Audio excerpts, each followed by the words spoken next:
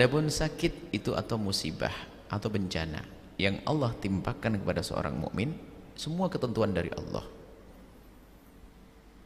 Ketentuan dari Allah. Tidak ada yang berlaku di semesta ini kecuali ketentuan dari Allah. Akan tetapi yang harus kita pahami bahwa tidak ada ketentuan musibah yang Allah timpakan kepada seorang beriman kecuali ada sesuatu yang Allah kehendaki yang lebih istimewa lagi. Beda orang kafir. Kalau orang kafir mendapatkan satu musibah, maka itu awal atau muqaddimah hukuman.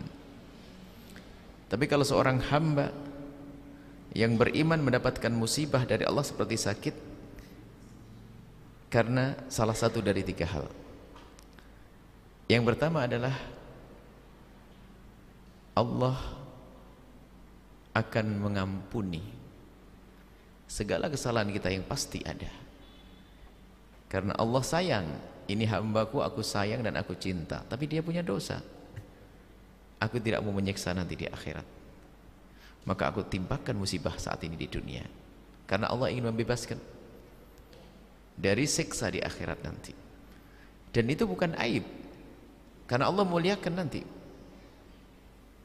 Yang kedua adalah mungkin Anda seorang yang sudah banyak istighfar atau sudah habis dosanya karena sudah banyak istighfar, mungkin. Akan tapi kok ditimpakan musibah seperti anak kecil gak punya dosa. Kenapa dia tertimpa musibah? Kan begitu. Kenapa dia sakit? Maka di sini kalau Anda sudah tidak ada dosa, maka karena Allah akan mengangkat derajat Anda. Jadi ini adalah yang didambakan oleh orang beriman.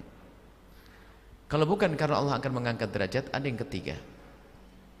Mengangkat derajat itu begini, seolah-olah begini, hei Allah mengatakan, aku sayang kecinta kepada hambaku ini. Cuman kan surga derajatnya tinggi, pangkatnya tinggi. Cuman kalau dilihat dari amalnya, dia levelnya level surga terendah. Lalu Allah menghendaki dia naik pangkat surga tertinggi. Ditunggu kebaikannya nggak tambah-tambah, pas-pasan terus. Dosa mah enggak, ibadahnya pas-pasan.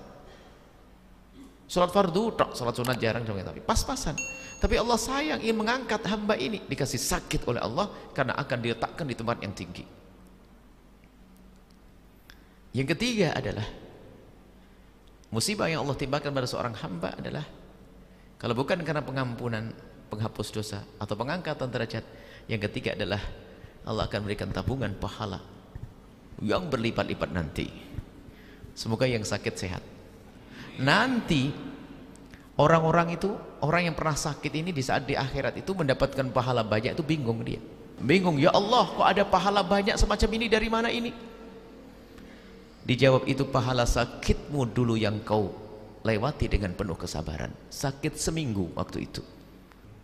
Apa kata seorang hamba? Kalau memang pahala sakit seminggu saja segini, kenapa aku tidak sakit seumur hidup saya? Tapi nggak boleh minta yang ini, nggak boleh minta sakit. Orang nggak boleh minta sakit. Jangan wah mentang-mentang saya pengen pahalanya. Nah, jangan, minta yang baik. Kalau minta yang sehat, jangan sombong nanti. Sakit kuat belum tentu. Artinya yang diberi sakit oleh Allah akan diberi pahala, dan itu akan menjadi pahala. Sampai dikatakan berapa kali dilipat gandakan? Nggak ada.